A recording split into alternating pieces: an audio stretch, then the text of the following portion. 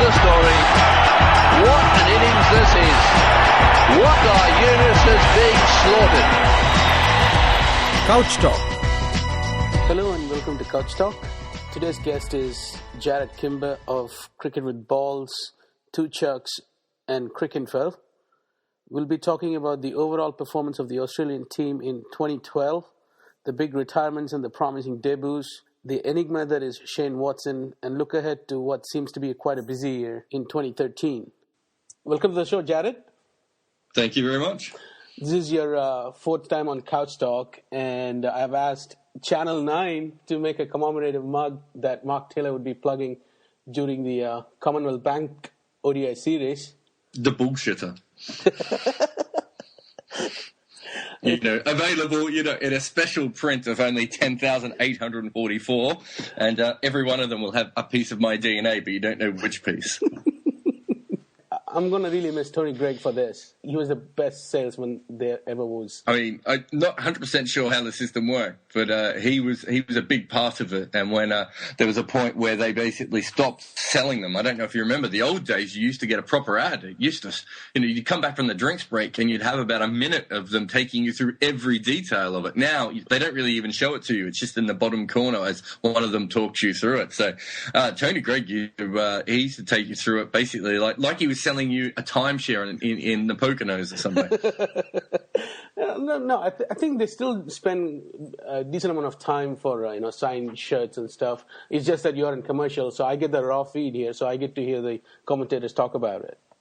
Oh no! You still get that, but I mean it's nothing compared to what they used to do. They basically, I think what happened was Channel 9 weren't making enough money from it because essentially I think Tony Greig and some other people owned the company and it was the deal that he had with Kerry Packer. But I mean, this is a lot of it. It's very hard to look into it. I have looked into it a lot, believe it or not.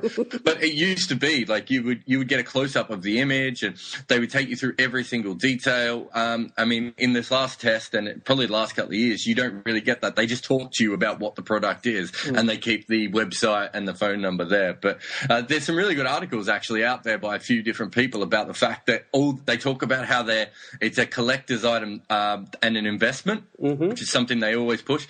I think only one item they've ever sold is actually worth more now than it was at the time that you could buy it. What was that?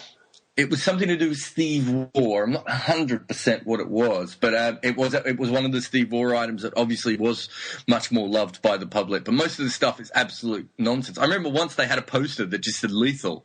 It was literally a poster for Brett Lee. It was so bad. But my all-time favourite one was the ceramic baggy green.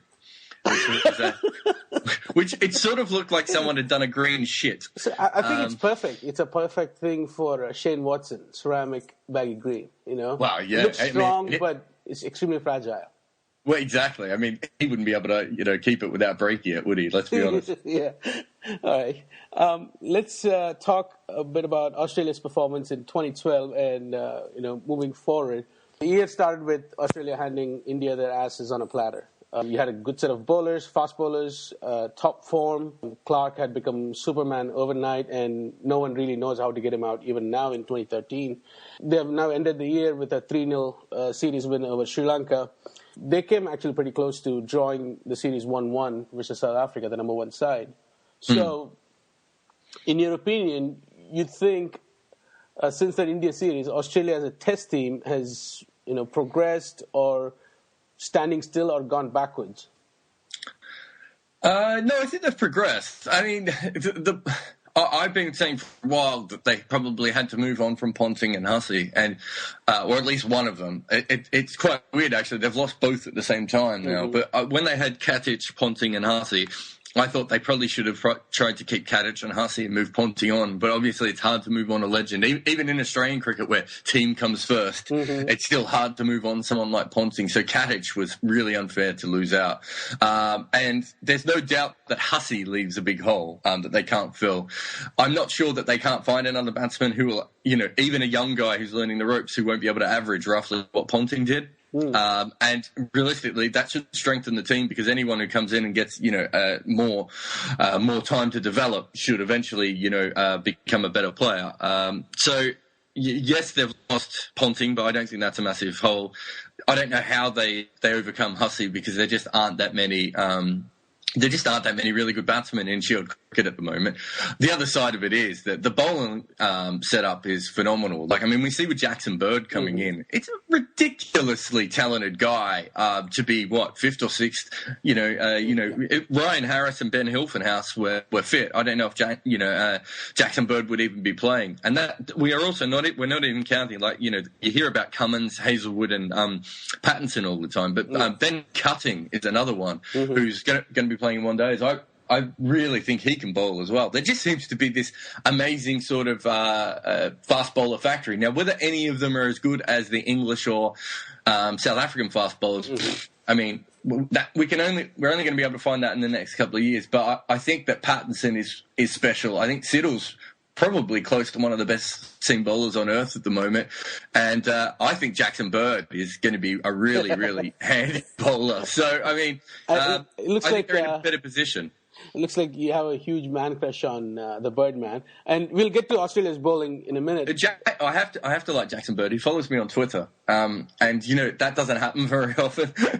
Especially, generally, once a player makes international cricket is when they start getting rid of bloggers, especially. But he seems like a good guy. So, no, I'm more than happy to be Team Bird. Oh, sweet.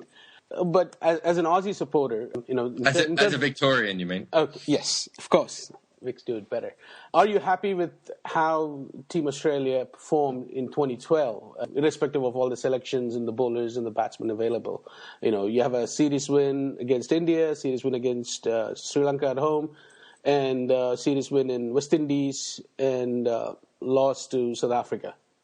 Yeah, I think it was actually a really good year because they got to play the best team on earth. They got to play on dodgy West Indian wickets. They also got to trial themselves against India. It was almost because India was so bad at that stage. It was a good chance for people, to bring in people like Eddie Cowan and give Nathan Lyon had a good chance, even though it was against India. There was a few guys that maybe wouldn't have got the chance if it was a South Africa series, perhaps. So I think it was a good start to the year because they basically got a training test series. They go to the West Indies and the pitches are dodgy, which were brilliant. I think they really needed to be tested. They worked out straight away why they needed someone like Eddie Cowan and perhaps why people like Ponting were on the downward slope. You then go to South Africa where they've got the ultimate test, and like you said, they held themselves up pretty well. They realistically should have drawn that series. There was a lot of talk at the end about Australia being smashed and all this sort of stuff, but they were probably the better team in both the first two tests. The first one by a little bit, but the second one by a massive amount, and one of those should have come away as a win. And then, Sri Lanka, I actually thought played better than I thought they would have. I thought after what happened against New Zealand in that last test, they might have really struggled, but Sri Lanka did quite well. But what it's done is it's given Australia, and off the top of my head, I don't know, 12, 13 tests. It's given Australia 12, 13 tests where they are sort of changing around what they're doing. They're trying to find their best lineup before a massive year of Test cricket. I mean, going to India and going to England are about as big as it gets, and then you've got another Ashes at the end of that. So I thought they performed fairly well, considering that the one thing we're not mentioning here is they drew 1-1 with New Zealand before all that started. Yes, losing at Hobart, and how everything seemed to look in a disarray. But they all came back. But still, right now you have Phil Hughes at number 3. Is that a solution? Is that a long-term solution, considering, the struggles you had in England in 2009? You've had Sean Marsh basically start the year, and then you've had Shane Watson in West Indies, and then Robbie Q. Should Australia be sticking with Phil Hughes, or, look for... Is there anyone available even?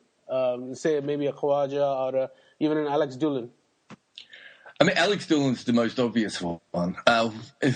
They've got a bit of a problem. And so essentially, I mean, the Hughes question is, I think, and I might be wrong with it, I think they're going to have a huge problem coming into the Ashes because I believe that Eddie will struggle in India and Hughes will struggle in England. But I think Hughes will make runs in India. And I think Eddie would make runs in England, if that makes sense. So they might end up with Hughes in England and without Cowan if he does struggle in India. Which could be a massive problem for him because the reason one of the main reasons they have Cowan is for England because that's where he's going to be the most used to them. So that's going to be an odd one. I don't think he's under the ultimate test of pressure is going to be any good. I just don't believe that. I think he unfortunately he's never really been a particularly confident person in that way. I think he gets quite nervous. I don't think he truly believes in his new technique. I don't think he's ever truly believed in a technique since his original one. And I think in ultimate pressure, I think he's going to struggle. He's made runs against Sri Lanka before. I've got no problem with him making runs against Sri Lanka. I mean, he should have made runs against New Zealand last time. Unfortunately, that was a problem. But I think if you have to hide him from South Africa, I think you're probably saying he's not up to it. Now, that said, he does seem to be a good batsman in the subcontinent. So perhaps, we're in a situation where there aren't that many players coming up. The problem with Doolan and Cowan, the way that I would assume the selectors would work is they probably don't want two batsmen that they think of as defensive. It's an interesting one. There was so much talk last night about how defensive Eddie was and all this sort of stuff. He did actually end up batting at a reason, not a great strike rate, but it wasn't like his strike rate was 12. I think he must have got it up to 30, 40 or 50 or odd by the end. And realistically, without Eddie in last night's test, I don't think Australia win that test. Correct. And I don't know, I haven't read too much of the press because I've been sleeping all day, but I don't know how many people would have written that up, but that was the text I sent my mate, and I got a similar text from other mates saying the same thing. God, Eddie looked ugly, but God, that's why we need him, is because he's the guy that does that sort of stuff. So I'm not sure they'll ever pick Eddie and Alex Doolan in the top order together. So whether that's the right thing to do or not, I don't know, but there literally is not another person coming through right at the moment who is putting any pressure on Hughes. I mean, Nick Maddinson, I think, is a phenomenal talent, but he hasn't made enough runs. Chris Lynn, I think, is yet again a phenomenal talent, but he hasn't made any runs. And Aaron Finch hasn't made the runs he should have in the top of the order. Liam Davison and Klinger have the same problem that they're not as good as Alex Doolan, and they have the same problem as Alex Doolan in that they're not that dynamic. So Australia will have to roll the dice with Hughes at 3. For both India tour as well as the Ashes. Yesterday, Hussey played his final innings for Australia, and Dravid said when people were asking him, why didn't you retire after India's tour of England where you scored so many centuries, so and so, he said retiring, when you're playing really well is actually selfish. And, selfishness is not the first thing that will come to your mind if you think about Mike Hussey. So you think Hussey retiring now, it's of course his prerogative and he can retire whenever he wants, may have thrown a little monkey wrench in Australia's plans for these 14 tests in India and England and back home. It's a weird one. I mean, Dravid's the ultimate team player, and you wouldn't say that Hussey is it. But I think it's a very big year coming up, and I think it's 14 tests in 9-10 months, maybe even less than that. Yeah, starts in about 10 and a half months. Yeah, so March to January. Let's say Australia have 14 tests, plus a Champions Trophy. Let's not forget it's a bullshit tournament, but it exists, and people still have to play in it. So it's a big year, and I think that if you are a guy in your late 30s and you've got young children, it's a bit unfair to say it's selfish, if that makes sense. Basically, maybe it is selfish, but it's his career, and he put in a lot to Australian cricket. There's a lot of myths about Hussey as well, but he did end up with a batting average over 50, and considering at one stage he couldn't make a run for about 3 years at international level. It does show you when he made runs, how many he made. I find it hard to call it selfish. That said, he was he's not in the one-dayers for this series, and he probably would have expected to be playing in the one-dayers for this series. So there are certain people in Australian cricket, I would assume the sort of Rod Marsh set of the selectors. I don't think Inverarity is probably as personal with these sorts of things, that clearly think maybe you should have given us a bit more notice, and maybe you should have at least given us India or England. They could have worked around his schedule. They could have given him all one-days off between now and then.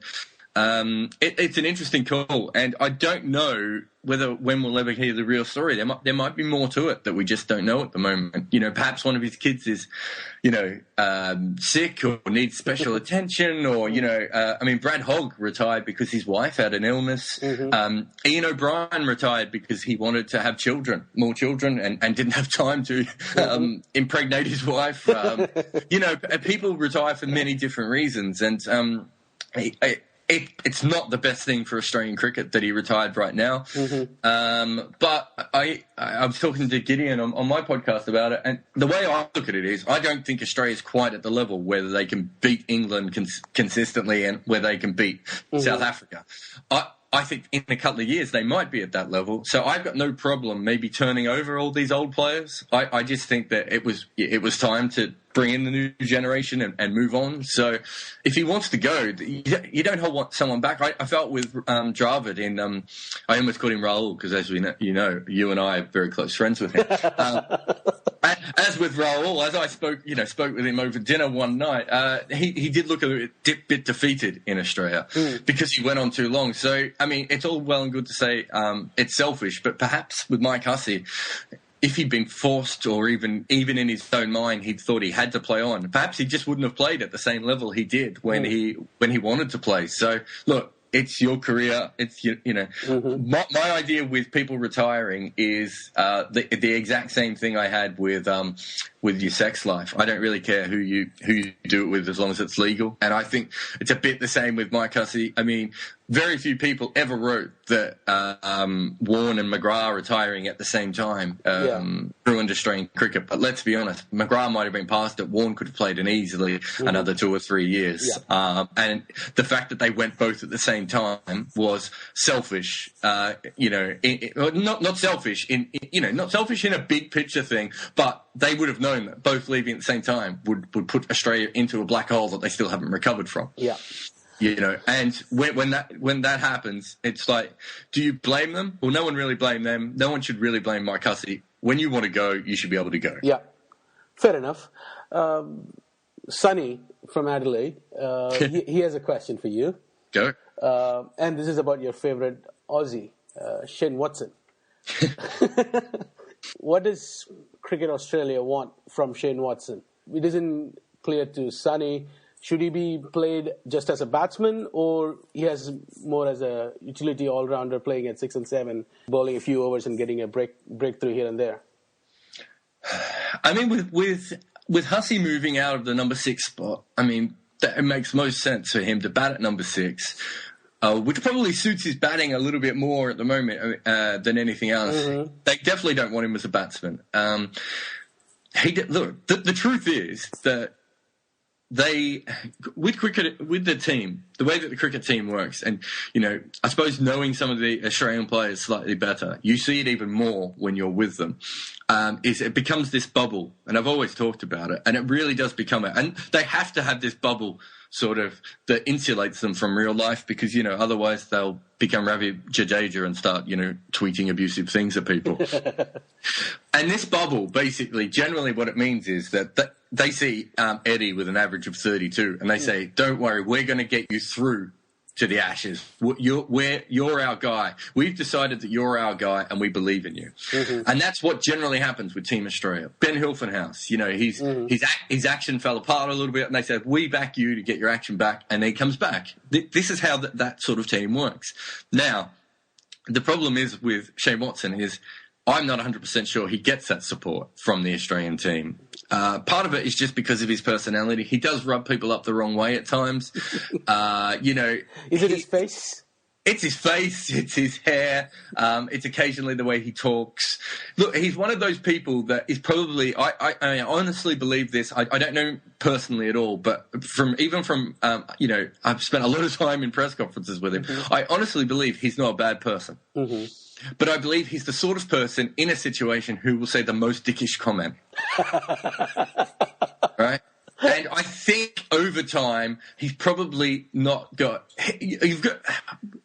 It's quite clear that, Ponting, Clark, Mickey Arthur, Pat Howard, mm-hmm. they've all said things that are a little bit, wait a minute, you wouldn't say that if it was Warner or Cowan or Hussey or Wade. Mm-hmm.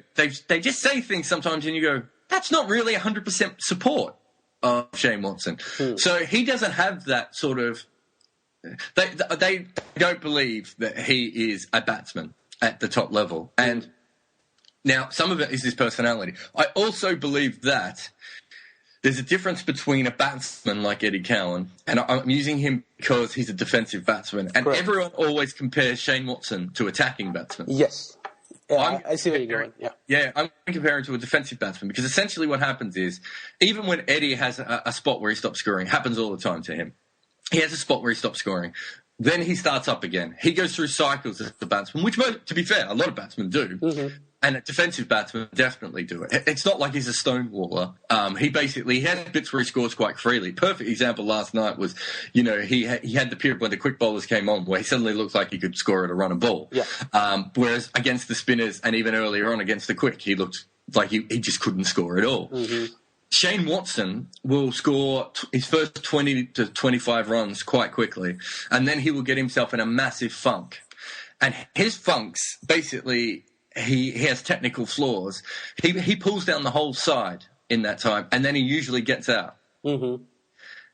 He's essentially another defensive batsman who averages 36, who has technical flaws that he can't overcome. That's actually, he's now played, 40 tests? 37, 38, I think. Yeah, I mean, there's a big difference between Eddie Cowan at 10 tests and even Phil Hughes at, 15 or 20 tests. Mm-hmm. And once you get to 40 tests and you're still averaging in the mid-30s and you've had every opportunity to be better than you have, and quite often you go out, after getting a start... Mm-hmm. So he's not capitalising on the starts he gets. He quite often slows the momentum down. I mean, so many times I've seen him, he barely scores for 30 balls. He's a defensive batsman with a few big shots in Test cricket who doesn't make big scores.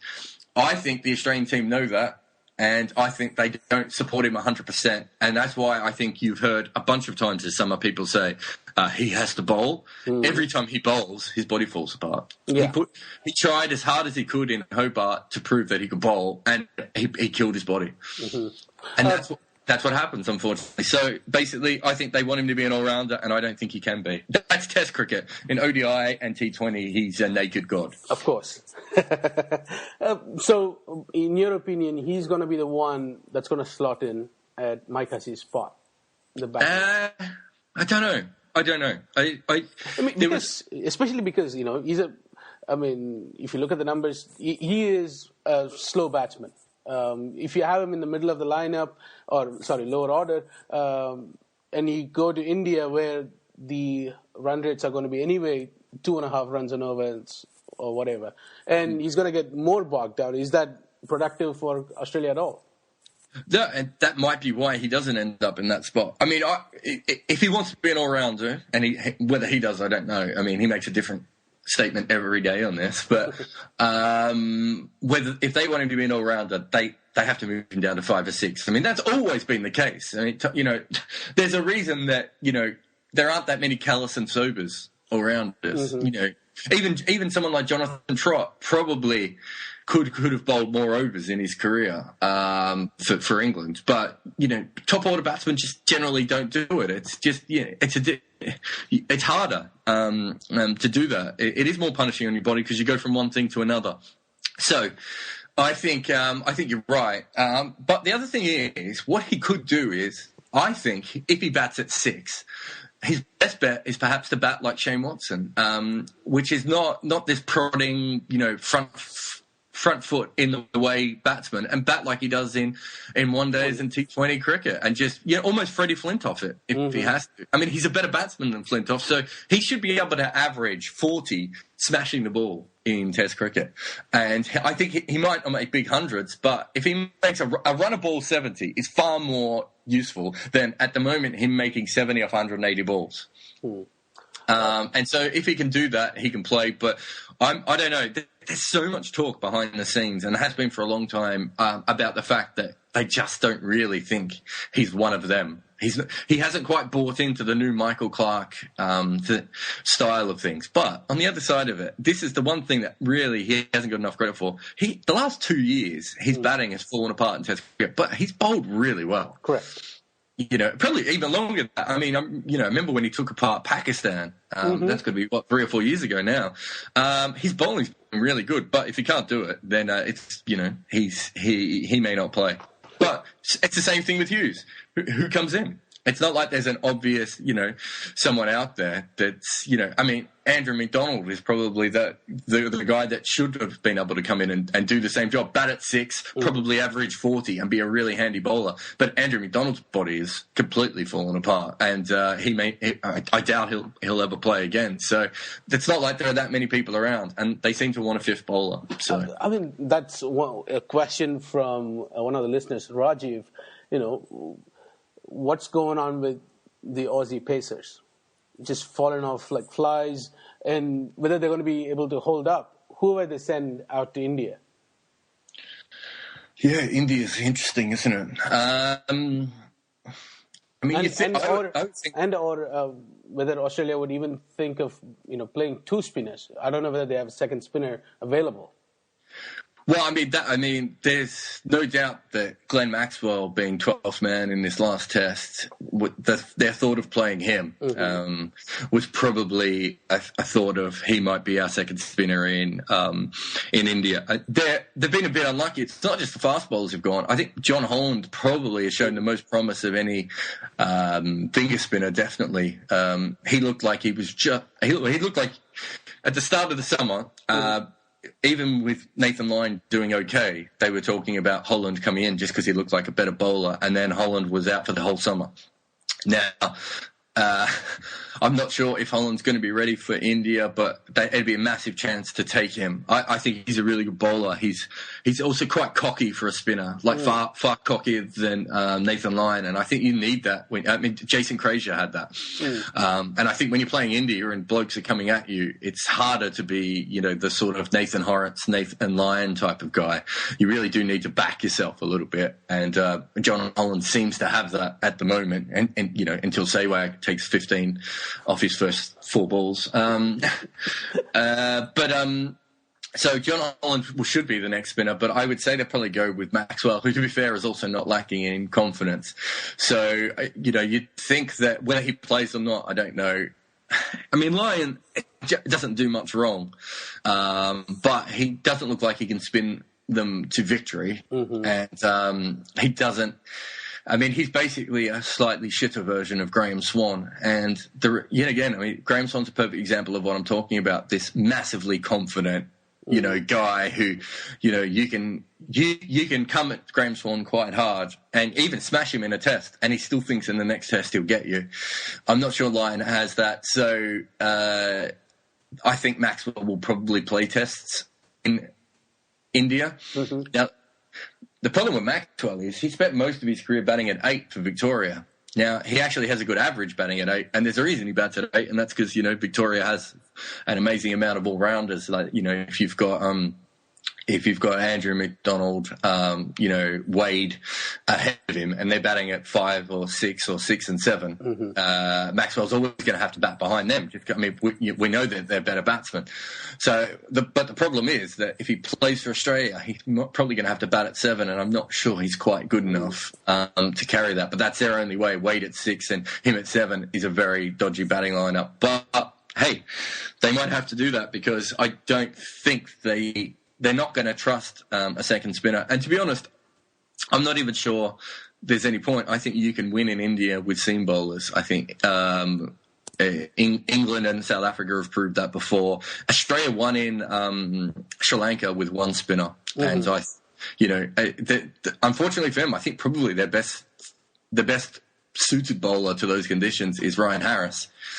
And he's back playing club cricket, but I don't think he's definitely not going to make the tour of India.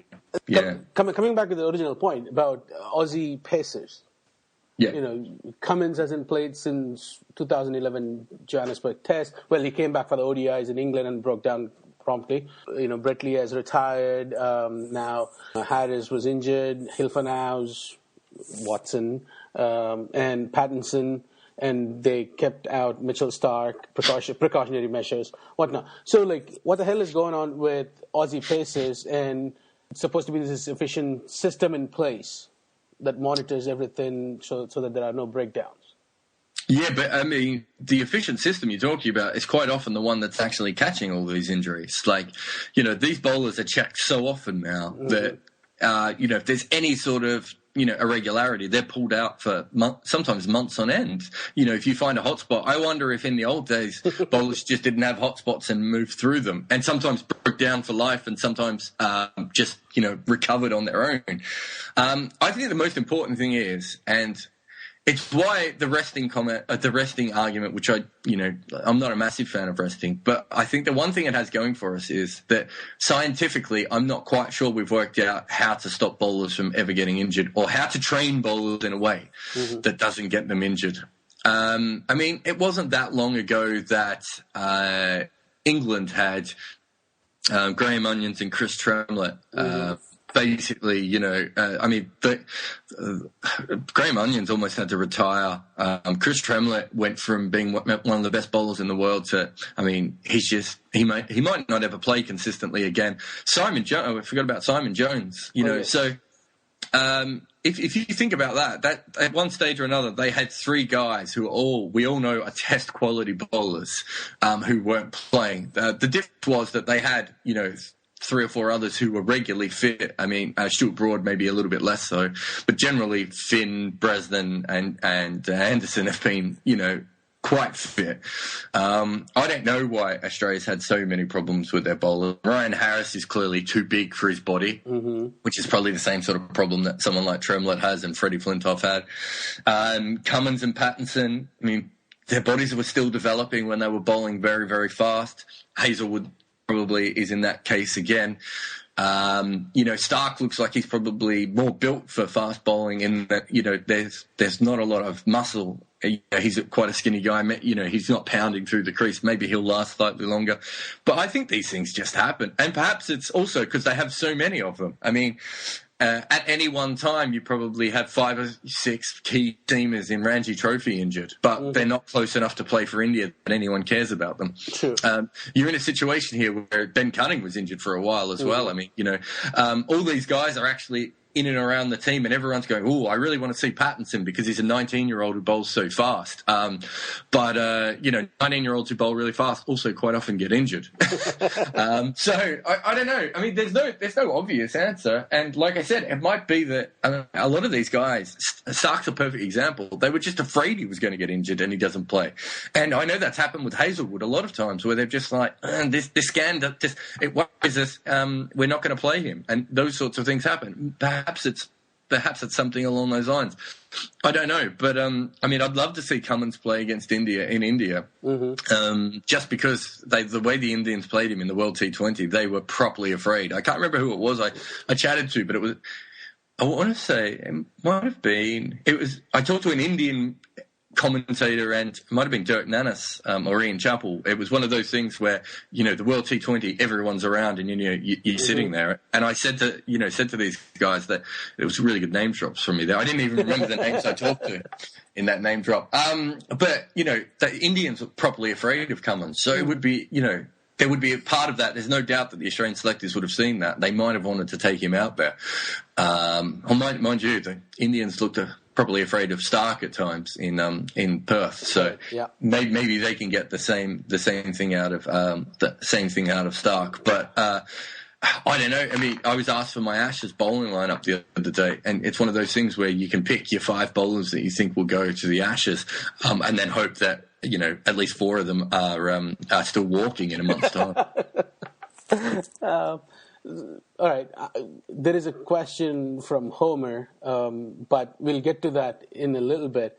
But first, I want to talk about the ODI squad. And, interestingly, they dropped Hussey for some of the reasons that you may have mentioned earlier. But Brad Haddin is back, right? And, they see Cricket Australia could have moved towards a younger and a better gloveman in Tim Payne, but they went with Haddin. So what do you make of the squad, the ODI squad that has been made? I mean, deservedly, Wade, Warner, and Clark have gotten the rest, but what do you make of it? Well, I suppose I do trust this selection committee more than most. Especially in my lifetime. I like the people who are on it, and I think that they're a good mix of Australian common sense and actual intelligent human beings, which we don't always get on the selection committee. You've been burned by Hilditch a lot, haven't you? Hilditch, even the Trevor Holmes. Yeah, look, since the late 80s, early 90s, I don't think Australia's ever had a better sort of selection committee than this, but. What I will say is that it doesn't necessarily make sense. I know that they're rewarding Haddin for good domestic form, and I like that. And I think that if Wade is injured tomorrow, that I have no problem Haddin coming back in and filling in for him and even fighting for his spot, even though I think Wade is the better option.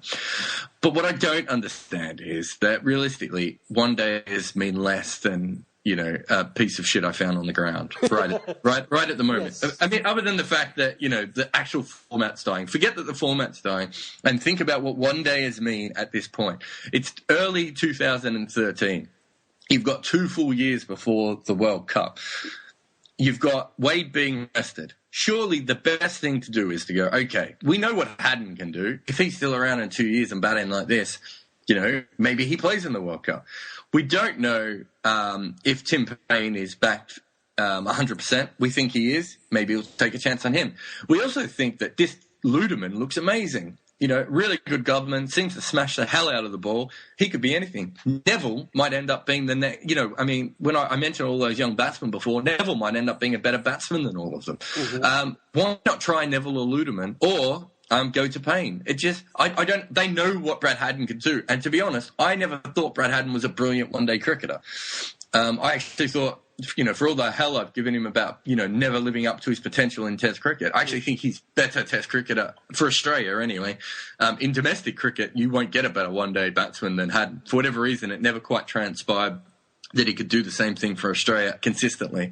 But they just know what Haddin does. And other than reward, I like rewarding him for good form, but surely you could have said that Payne should have been rewarded for good form as well. So, I don't know. It's an odd thing. It's not what I would have done as a selector. I probably would have spoken to Haddin directly and said, look, we know what you can do. If you're still doing this in 2 years' time and we don't think Wade's our one-day keeper, you're going to be our one-day keeper. I've got no problem with them trying that, but I just don't think – I don't think that Haddin ever proved himself as a one-day cricketer 100%. And on top of that, I just think that there were 3 other options that all make more sense for the next World Cup. Where does the Big Bash League fit in all this? Well, it's more important than life. There was this quarantine enforced during the Test series, and the crowds, the second season, not as great as the first one, based on all the reports that I've read. So can it be in the calendar where it's basically directly in competition with the big ticket item, which is the home tests? The weird thing about Australia is, and I've explained this a lot of times before, but essentially you've got to understand that it's only really a 2-month cricket season. Now, it goes from... You can stretch it to early December. Obviously, in Ashes or whatever, we'll change that. But, you can say early December that Australians really start thinking about cricket.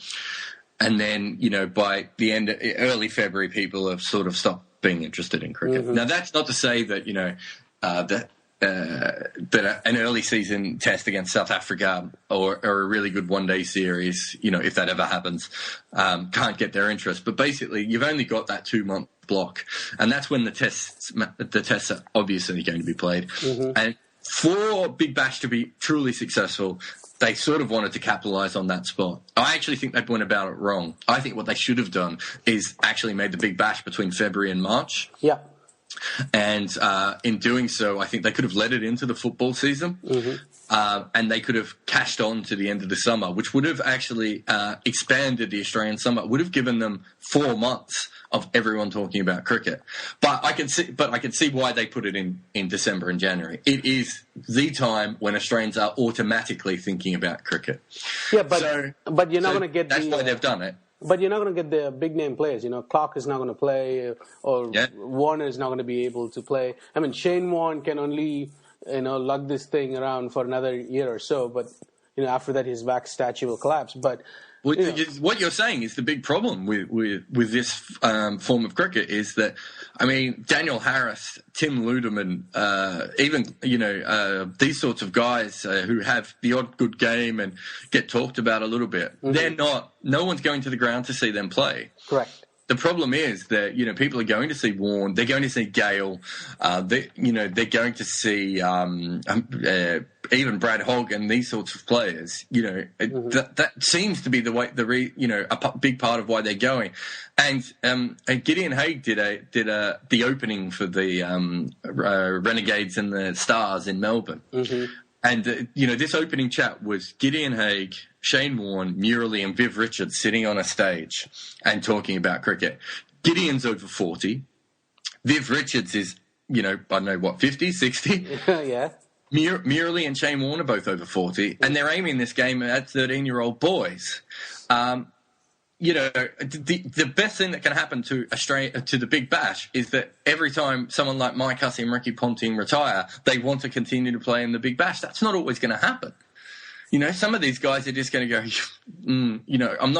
I can get a couple of $100,000 out of this, but realistically, I can get $500,000 to $1 million for playing in the IPL. Correct. Plus bigger sponsorship. There's a chance some hair gel manufacturer in India who'll just want to hang out with you will give you $1 million for an ad. There's so much more money in the IPL, and I'm not sure how much longer Ponting wants to play in the Big Bash, for instance. And if those players don't want to play or can't because of injury, it doesn't seem to be making stars in its own right. The crowds are already down. That's why I think that if you play it in February, for instance, when they never play tests in February, this doesn't happen anymore. February's a perfect month. It just leads on perfectly. The Aussie rules and rugby don't really get big, until early March. That's when the huge, that's when you're really fighting for the newspaper space. Mm-hmm. And I think a Big Bash tournament there with your full Australian team, mm-hmm. And also February's not it's not a massive month for international cricket. Yeah. I think that is the better option. But they took the safer option, and that's what Cricket Australia do. And look, I'm a progressive person, they're conservative people. So I'm always going to say, take the chance, do this. They might have to do it, though, because mm-hmm. I'm not 100% sure that without the big Australian players, they're going to get what they want. The truth is, the IPL works because you have the Sachin, Indian players, yeah. Dhoni, etc. Without them, would the IPL work? No, it won't. Yeah, absolutely maybe not. I was at Wayne Keddy when Sachin was injured, and every time he came up on the screen walking around the ground, he got a standing ovation. Mm-hmm. I know that Sachin and whatever, but that's the truth of it is that's what you need to keep that. The IPL is better than the Big Bash. The Big Bash has one advantage over the IPL in that it doesn't go for so long that you lose massive interest in it. Mm-hmm. And I think that's IPL's problem, and it definitely shows in ratings and crowd figures, that it does have a 2 or 3 weeks where you're just like, oh, I don't give a shit. Oh, we're getting close to the finals, I better get interested again. I think the Big Bash is probably a bit tighter in that, but in every other way, the IPL works better, and I think that you simply, Shane Watson has to play in the Big Bash for it to be successful. Yeah. David Warner has to play in the Big Bash for it to be successful.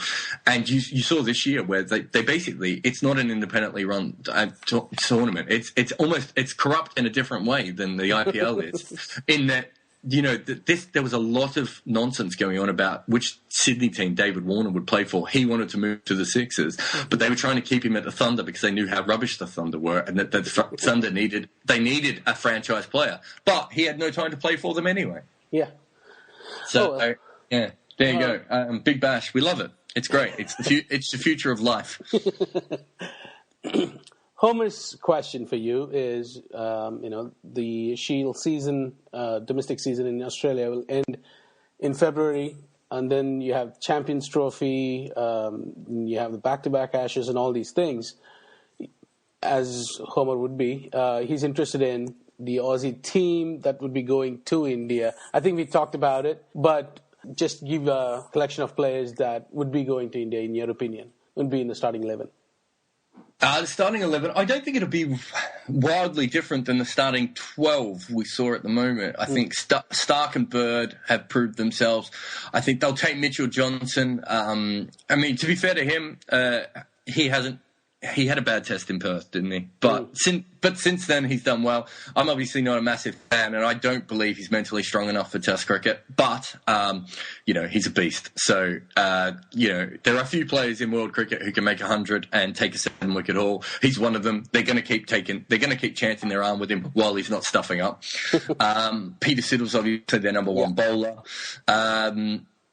It'd be interesting to see if they just take the four-seamers. That's the thing about tours these days. It doesn't matter too much if they can always bring someone over. Pattinson probably, I think they might, they'd love to play him against India. He definitely had the wood on the Indian bowler. And I think as a proper swing bowler as well, he definitely swings it more than Jackson Bird or probably Mitchell Stark. Consistently, I should say, swing. I always think that those bowlers are really good in India because we know the SG ball hoops around heaps early on. Mm-hmm. And he can easily get 2 or 3 quick wickets, which is what you need to do to really put pressure on anyone. So I suppose that's the fast bowlers. Like I said, Maxwell will go, Lyon will go. I can't think of another spinner they will take. I have seen a little bit of Zampa. I still haven't seen enough, and I haven't seen him in a Shield game. Okay. I'm not sure how many Shield games he's played. He might not have even played any. That's the thing with the Big Bash, isn't it? Sometimes people exist and you realise they haven't played any real cricket. I do like him, though. And I like that he's a fast-paced leg spinner, which you don't see that often from Australia, which is really handy in the subcontinent. That was Warren's problem. He quite often bowled a bit too slow. But I don't think they'll take a chance on him. I think that they will probably go Lyon and Maxwell as their spinners. And then the batsmen, obviously Khawaja. Watson, Khawaja are the 2 guys that didn't play in this test that will definitely go. And I would like to see Alex Doolan given a chance. I think having a look at what happened with Jackson Bird, I think it shows that it's picking someone who's, mid-20s who really understands their game. Maybe before I know Jackson Bird he also had amazing form, but I think that Alex Doolan has shown in enough innings that he is a class batsman, and I think it's probably time to take a punt on him. So my answer to your question is they should pick 25 players. Okay, all right. Lastly, I want to talk to you about your baby, not Zachariah, but about Death of a Gentleman. When is it going to be out? We're basically hitting the editing at the moment. We've got this really good editor working with us. We've got a space in the city that we go into, and we argue with each other, and he moves things around. I would say probably hopefully by the end of February we'll have a rough cut. Mm-hmm. And once we have that rough cut, we will then take that rough cut and sell it. We had a really good meeting with John Batzik. John Batzik was the producer of Fire in Babylon. Oh, He's also just produced the documentary Searching for Sugar Man. Mm. Is that what it's called? Yeah, Searching for Sugar Man. I think that's what it's called. He did the Pele. Oh, I would say the Pele documentary. The documentary about the New York Cosmos. Yes. He's probably in producing terms, he's probably one of the best producers of documentaries in the world. And he's very excited about the idea of the film, and we've had 2 meetings with him, and he, basically said, use my name and do as much as you can with it at the moment. But I mean, I think seeing someone like him and having, this guy, he's just one of those phenomenally talented guys, really intelligent. Like, his brain moves so quickly. You're in his office, he's got his Oscar hidden away, and being able to talk through the film with someone like that and not come out and have him come out of it going, I definitely want to be involved, but I want to see a rough cut. I think we know that we have the right film. Mm-hmm. And I think we know we have a film that, won't just attract cricket fans, that is actually quite interesting on multiple levels. Mm-hmm. That's also going to be quite entertaining. I mean, it's me and Sam. It's not going to be a BBC documentary. It's going to be a bit more fun than that, obviously. And, we hope that we've got everything in place. The story is fitting in quite nicely at the moment. And I think we have a really good film. I think hopefully by early March, we'll probably know when the release date is going to be. We know it's going to have to come out for the Ashes, mm-hmm. and we know that it will be finished by that time. Okay. To come out for the Ashes. It's also the problem with a documentary is, especially one as wide-ranging as ours is, that the BCCI suddenly decide that they want to own all cricket photos, and it's like, well, do we want to get involved with that? Do we mention it? Should we interview someone about it? And you suddenly get into this thing where there's so many rabbit holes where something happens that you don't know when to stop.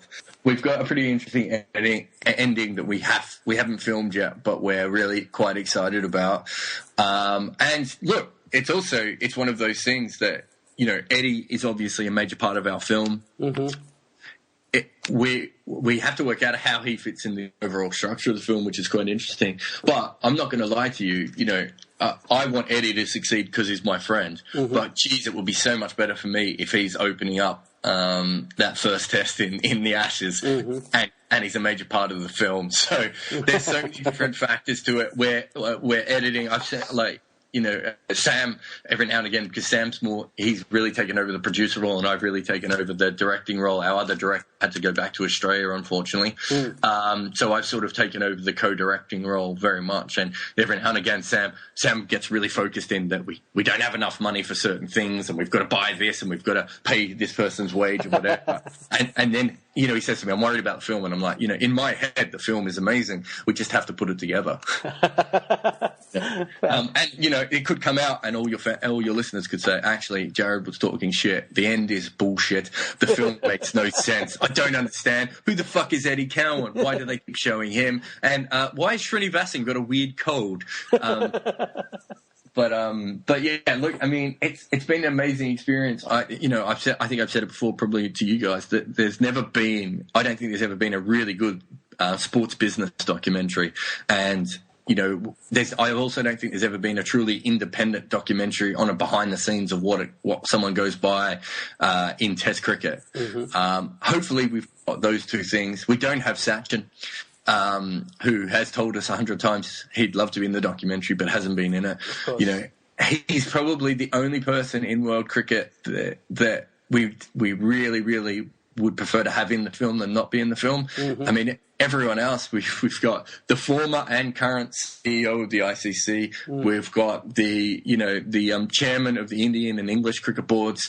We've got Rahul Dravid. We've got Kevin Peterson. Mm-hmm. We've got Andrew Strauss. We've got people who are really interested in the issues. And we've got, a lot of the most important people. We've just been lucky, really. A lot of it's been hard work and a lot of it's been luck. But, I think we can make a really good film, and it's, I'll be looking forward to sleeping again when it's finished.